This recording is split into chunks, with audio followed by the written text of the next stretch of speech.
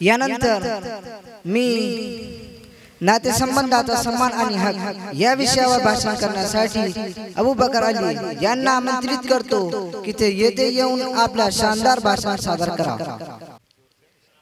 अस्सलामु अलैकुम व रहमतुल्लाहि व बरकातुहू। मान्यवर उपस्थितींनो, एक समृद्ध आणि शांततापूर्ण समाज परस्पर प्रेम, सन्मान आणि हक्कांची पूर्तता यावर आधारलेला असतो आणि त्यामध्ये नातेवाईकांचे हक सर्वात महत्त्वाचे आहे।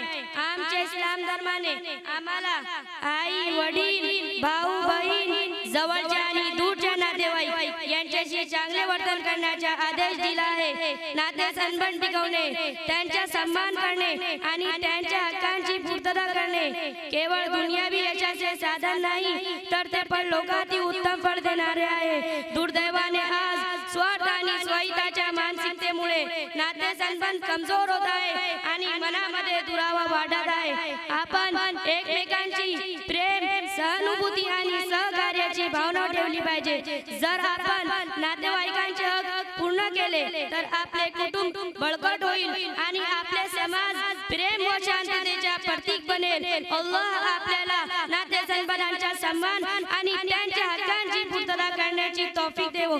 आमीन। अस्सलाम।